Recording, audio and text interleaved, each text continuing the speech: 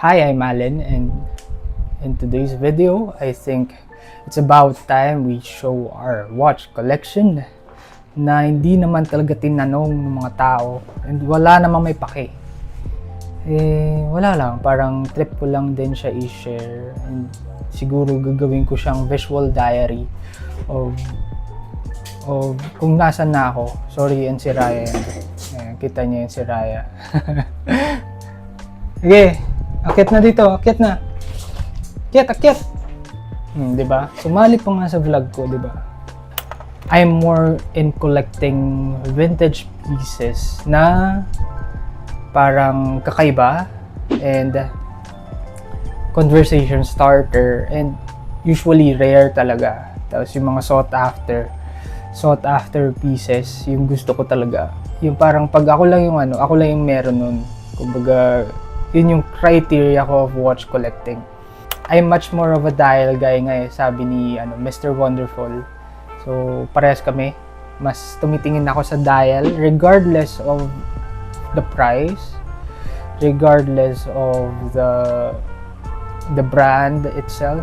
Pero, we can go into details why people buy watches or why people invest in watches. I think kanya-kanyang trip lang yan and may mantra on collecting watches. Iba-iba kasi tayo. Yung iba gusto, every brand meron silang watch collection, or yung iba gusto luxury watches, yung pwedeng pang investment. Yung iba naman is milestone watches. Yung iba gusto limited edition pieces. Iba pang flex, iba for daily use, for practical use. Siyempre, tumitingin din ako sa durability and yung talagang tatagal siya over time. So, ganun ko siya tignan. Medyo pricey yung mga ganung type of watches kasi nga bihira siya sa market. Bihira rin yung mga nagbebenta kasi nga sila lang may ganun eh. So, first off, I think wala lang, parang trip kong gawa ng series yung watches ko kasi kakaiba yung mga personality nila. So, bawat watches na kinolect ko may iba-ibang personality, may iba-ibang stories. And I think pwede siyang gawing series. Yung ko, wala naman sigurong masama and hindi ko alam kung may manonood kasi wala naman talaga may pake sa mga watches na wala lang. So, let's start. So, ito yung isa sa fraction of my watch collection. Oh, kita yung ring light. I think siguro pibidyohan ko na lang siya ng ibang angle. Ayan, kakaiba lahat yan.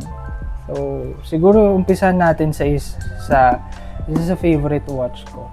So in today's watch, pag-uusapan natin yung Abacus watch by Leisure & Co, also known as the Laco brand. Ito yung German watch na kakaiba yung dial. Ayan, parang papakita ko yung zoom, no? Yung macro shot niya. Kakaiba yung dial niya, parang may magnetic ball inside with circle markers. Kakaiba yung itsura niya with a blue dial and blue strap. Pero aftermarket na yung leather strap niyan. Kasi nagbakbak na yung leather nito sa sobrang katagalan. So, alalahanin nyo naman kasi medyo sobrang lolo watch na kasi to. And ang ganda nito dahil nga Swiss made siya, umaandar pa rin siya over time. Diba? Parang yun yung maangas dun, no?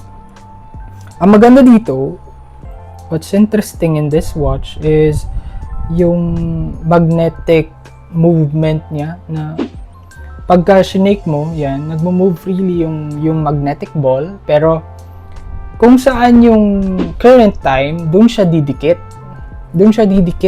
So, sobrang angas talaga nito, grabe. Kakaibang watch siya. Yun yung mga trip ko, yung kakaibang watch. Pero yun, pag tinanong niyo ako ng time, medyo maglalag lang ako ng konti kasi i-compute ko pa, parang dapat kabisado mo yung clock. Tapos, di mo alam kung anong minute na, kung 2:10, 2:03, 2:05. Siyempre, kakaiba nga eh. Pero yun, masasanay ka rin kung lagi mo siyang sinusuot. So, ang story nito, sabihin ko ba? So, it is designed by Roy Schaefer, a German designer. And yun yung gusto ko, no? Parang like Swatch, nakikipag-collaborate sila in different designers and artists to make watches na kakaiba. Ayan, gusto ko rin yung contemporary side nito. So, yun nga, yung Leisure & Co. is this other known for the Laco brand. Yung Laco brand kasi is usually known for their pilot watches na ginamit ng World War era. So, dun sila nang sumikat.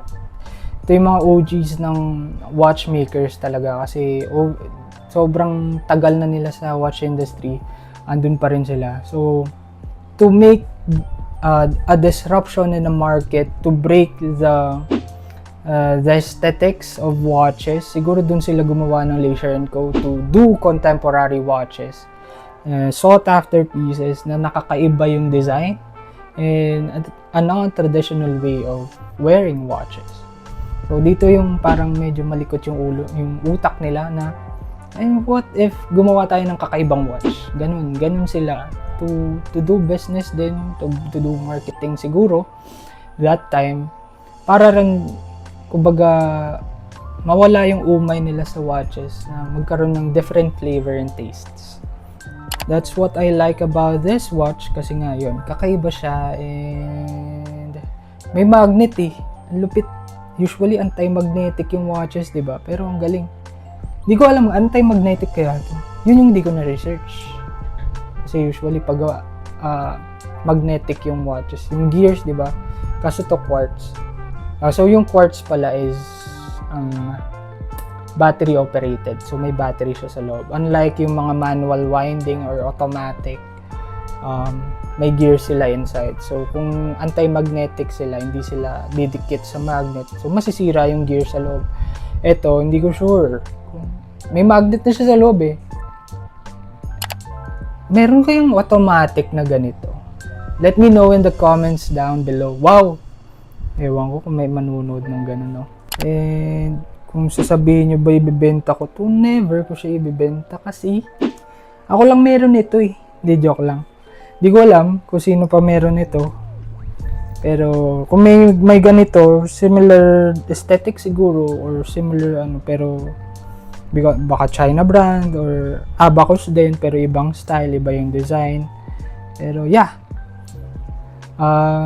Pinost ko to sa Sought After Seconds. Yun yung isa kong IG na doon ko pinapost yung mga watch collection ko. Yung iba doon binibenta ko and yung iba collection ko.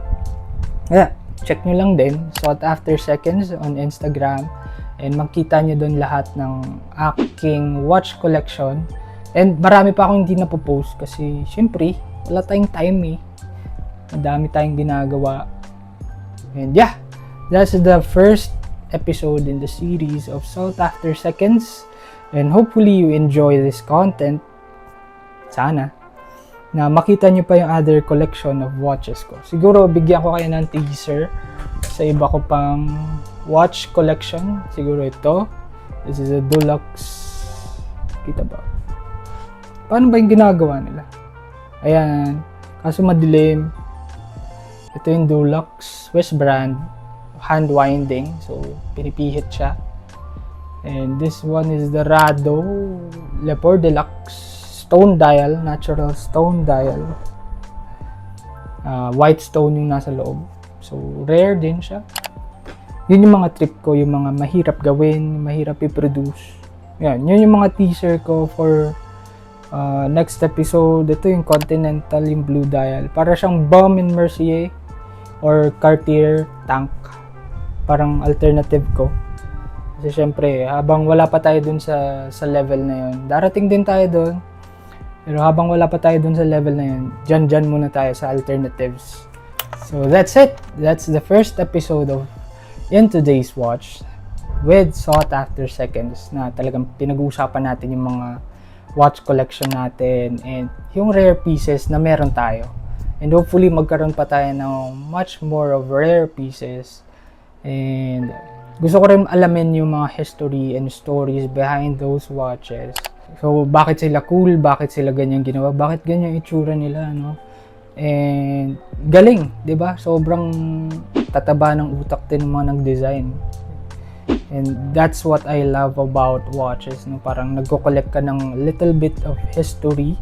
At the same time, kasi medyo gusto ko artsy and talagang conversation starter, medyo art piece din, no? Parang nagko-collect ka ng art and history at the same time. Yeah, yun lang. So, bye guys!